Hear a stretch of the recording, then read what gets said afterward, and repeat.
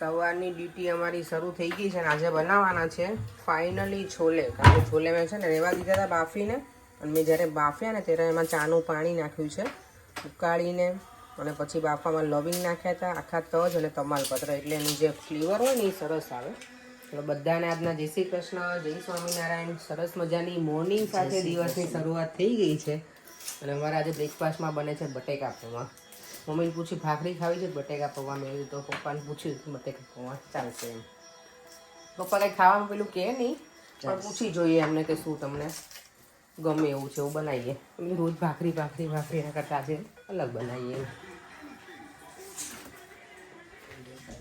હે જો સવારમાં 3 ગેસ ચાલુ થઈ ગયા છે અમારે. 5 ગેસ હોય કે 4 ગેસ આપણે ઘટે જ તે. અહીંયા પૌવા વઘારી દીધા છે, અહીંયા ચા ને અહીંયા છોલે માટેનું રેડી છે. મમ્મી શું કહો છો? દેવમ શું કહેતો તમને? ખવાણીનું હા સામાન્ય કચરો વાતી હતી ને એટલે કે બા ઉભા આ શું કરો છો એમ કરીને આવણી લઈ લીધી. હા તે હું વાળી નાખું. મેં તારે થોડું વાળવાનું હોય. કેમ એવું દેવમ બાને ન વાળવાનું? મહેમાન છે, ઇન્ડિયાથી આવી ગયું છે ને, અમે મહેમાન ન કહેવાય. બા તો આપણા ઘરના જ કહેવાય ને બેટા, મહેમાન ના કહેવાય બાને. એ આપણા જ મહેમાન જ છે, ઇન્ડિયાથી આવી ગયો ને. ઇન્ડિયાથી જો અમે આવી કામ ગયો. કરીએ ને તો અમને થોડી ભૂખ લાગે, નકર આમ પછી ત્યાં જઈને આ બધું બહુ દુખે કામ ન કરીએ. થોડુંક તો તો કરવું. પછી આરામ કરો. આરામ તો કરી છે અમે, બીજું શું કામ છે? જોયું એને દેવમને છે આપણે ને એમ કરીએ કે બહુ લાવી દઈ એટલે આપણે બે આરામ થાય. આ તો એને ઓરે કરવા દે નહીં દે તો મારી પાસે કરાવશે.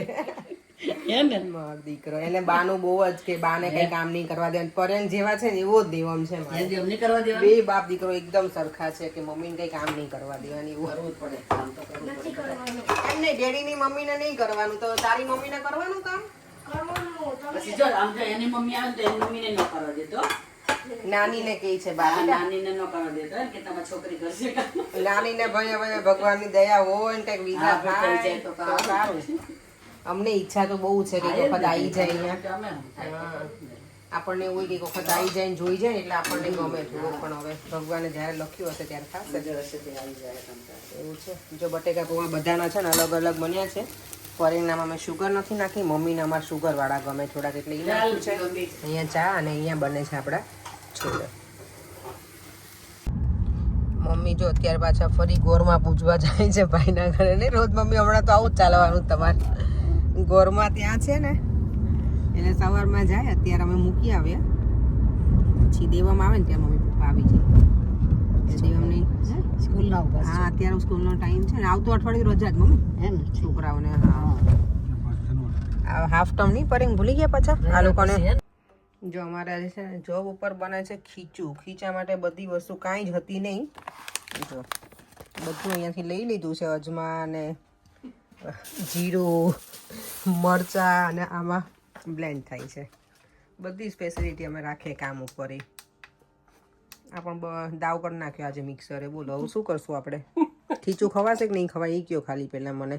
મોઢામાં પાણી લવડાય તો મેં હવે પછી આ દાવ કર્યો આજ મશીન. તો તમને મળી જશે, પણ જોઈએ છીએ હવે આ સ્ટાર્ટ થાય છે કે નહીં. બીકોઝ અડધું તો થઈ ગયું છે, થઈ અને જશે હવે અત્યારે ખબર નહીં શું કરે છે.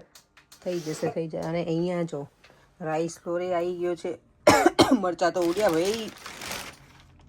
અને આ મેં મંગાવ્યું હતું સફોલાના મસાલા ઓટ્સ. જાગુબેન લાવે ને ત્યાં મને બહુ મજા આવે. તો મેં તો આ વખતે હું ટ્રાય કરીશ ઘરે. સ્પેશિયલી છે ને પરેંગને ખવડાવીશ, એમને ગમશે. હા, એમને ખવડાવજો. હા એટલે એમને છે ને ડાયટિંગ મેં જો કરાવવું હોય ને તો આવું કંઈક હોય તો કરાવાય ને. એમને તો ના મજા આવે એટલે. અને આનું જો અમારા ઇલેક્ટ્રિક ગેસ ઉપર બરાબર પાણી ઉકળી ગયું છે ખીચા માટેનું. હવે મને હરખી નહીં જવા દો. ખીચા સ્પેશિયલ ઉભળક પગે બનાવે છે મારી બોલ. કાંઈ ઘટે છે આપણું નહીં. આપણે જોવું પડે. આપણે ગમે તેમ કરીને સેટિંગ પાડી જ દઈએ ખીચું ખાવું હોય એટલે. અહીંયા મને લાગે શાંતિ રાખવી પડશે. મારી પાસે ના, છે નવી ઘરે ગરમ છો? extra. ગરમ નથી. એ બહુ ના ઘસાય હા એ છોકરી. શું થાય? એ પેલું નોનસ્ટિક છે, ઇલેક્ટ્રિક કુકરનું કાંઈ છે. નોન સ્ટિક નહીં હવે. એવું છે આપણે મેટલ એક રૂમાલ થોડું ગરમ લાગે. જો અમારો મસ્ત મજાનું બનીને રેડી થાય છે. એવું કાંઈ ઘટે આમાં હે? અને આમ તો નીચે બેસીને બનાવવા બેસી કે ખીચા સ્પેશિયલિસ્ટ. આમ જોવો સરસ સામે. આપણે ખીચું ખાવું એટલે ગમે તેમ કઈ સેટિંગ પાડી દઈએ ને. જો એટલું પાણી બરાબર મૂકી તો હાથથી બોલજો જાગુબેન. હા, ઉકળી પણ ઓછું થયું ને. હા પણ એટલે તમે કીધું તમે માનતા પણ તમારું. મારે ઘરે પાપડ બનાવવાના છે તો અહીંયાથી લઈ જાઓ બીજું. અને એમ તો અહીં મમ્મી બનાવી નાખે રૂમમાં. ઉર્મીબેન કહે કે તમે વેચી ખાઓ, તમે કામ કરવા ના આવશો, તમે ઘરે જ રહો બધા પર. હે ઉર્મીબેન, હું શું કહું છું, તમે ખીચું બનાવવાનું અમને પરમિશન આપી અહીંયા હે, તો હું કહું છું જાગુબેન કંઈ આપણે ફરફર બનાવી નાખવી છે. મેં કીધું ઉર્મીબેન કે તમે વેચી જ થાવ ઘરે હવે નહીં ના રૂમમાં સૂકવી દઈશું આપણે. મેં કીધું જાગુ એટલે ઉર્મીબેન કે તમે ઘરે જ જતા રહો, અમારે એક તમારી જરૂર નથી અહીંયા કામ ઉપર.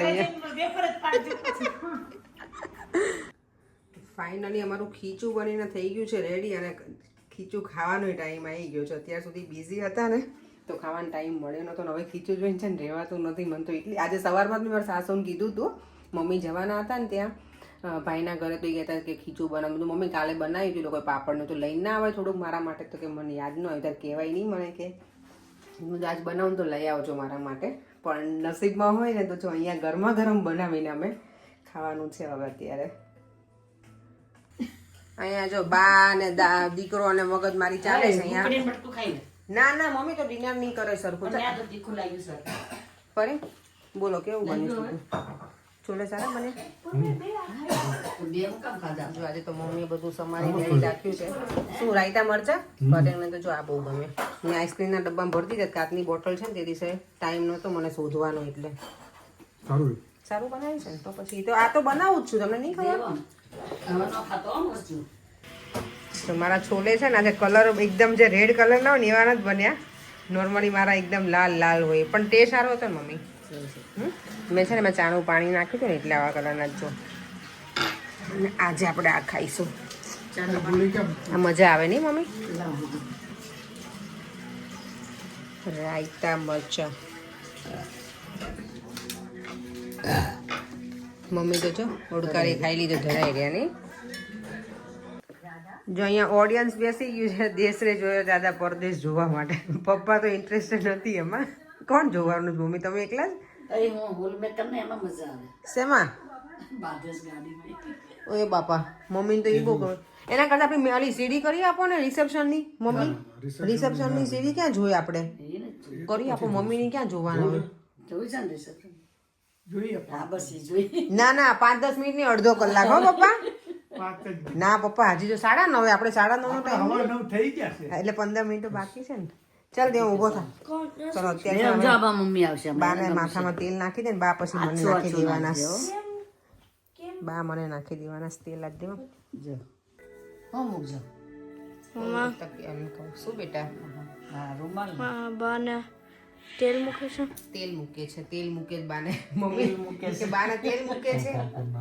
નહીં પાડું સોફા ઉપર તેલ નાખું છું. શું કહેવાય? તેલ નાખું. ઓઇલ મસાજ કરું છું બાને. મમ્મી તો જો કરી વાળ જો ઓલા છે હાવ ધોળા. જો દેશરે જોયે દાદા પરદેશમાંથી આવી ગયો. હવે સીધું અમારે આ અમારી રિસેપ્શનની સીડી પર મમ્મીને તેલનું મસાજ કરી દીધું, છોકરાને કરી દીધું, અને હવે છે મારો.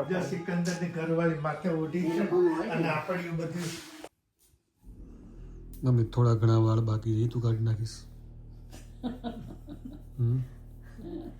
મમ્મી કાઢે જોડે મસાજ કરે તો આવે કા મમ્મી વાળ કયો આ બધું હળવું થઈ જાય. મજા આવી ગયા. તો પર કેટલા વખત પછી તેલ નખાયું હશે, કારણ કે ઇન્ડિયા મમ્મી આવું ને ત્યારે શું થાય ખબર પડે, આપણે તેલ નખાવવાનો ટાઈમ જ ન હોય, દોડાદોડી જ બધે કરતા હોઈએ. એટલે આજે મજા આવી ગઈ મમ્મી. મમ્મી શું સાંભળો છો? કથાનું આવે જો બે અમે છે ને મારા દીકરીએ તેલ લગાવી દીધું વાળમાં બરાબર. નહીં મારા તો બહુ વાળ ઉતરે છે, બહુ જ. કેટલા આટલી પૂછડી જઈશ. પરે તમે શું કહેવા માંગો છો મારા હેર વિશે? કઈ કમેન્ટ? તેલ તો નાખ્યું, તમે કીધું અમે ચોટલો લીધો, હવે બીજું શું કરું? શું રાખું બીજું તો શું કરું બોલો? દેવના લગ્નમાં આપણે વીક લઈ લઈશું. હજી દેવમને હજી ચડ્ડી પડી, એના લગ્નની અત્યારથી વાતો કરે, ત્યાં સુધીમાં તો કંઈક આવી ગયું હશે. કરે ઇઝી પીઝી એકદમ આમ વીગ લગાવી દેવાની એટલે ચકાચક. બહુ સ્ટ્રેસ નહીં લેવાનું, વાળ તો ઉતરે. મને વચ્ચે કોઈ કીધું હતું કે મારા વાળ બહુ ઉતરે તો શું કરું, પણ મારે એમને શું કહેવું, મારા પોતાના જેટલા ઉતરે છે એમાં બીજાને મને શું કહેવું, શું કરું. ચૂંટનો લઈને મોડો વાળી લેવાનું. એટલે હવે ઓઇલ લગાવવામાં આવશે રોજે, અને હેર ઓઇલ હું બનાવવાની છું ટૂંક સમયમાં. પછી હું શેર કરીશ કે એનાથી હેર મારા ગ્રો થાય છે કે નહીં, અને ગ્રો થશે ને મારા જો એનાથી તો પછી આપણે જમાવશું એમાં, નહીં તો પરેને જો પછી નાખી આપીશ. તમારે કંઈ એટલા બધા હેર છે નહીં જો પરે અહીંયાથી અમારે ચાલે. ચાલે તો અમારે ચાલે, પછી એવી જ ફેશન આવશે બોલ્ડ. ચાલો ના ના તમારે કશું નહીં કરાવવું હવે, કેટલા બધા જ છે. મમ્મી જો આમાં અત્યારે કેરી ખાતા જોઈ ગયા ને એમાં મને અત્યારે પરે કે કેરી સામાન આવી કે મને કેરી ખાવાનું મન. ખાઈશ, ખાઓ કેરી. આપણે બધાય ખાઈશું. મમ્મી બેઠા જ છે, અમે બે બેઠા જ નહીં મમ્મી ને મમ્મી. આ કેરી વાળા બહુ કરી, અહીંયા કેરી બાંધવાનું.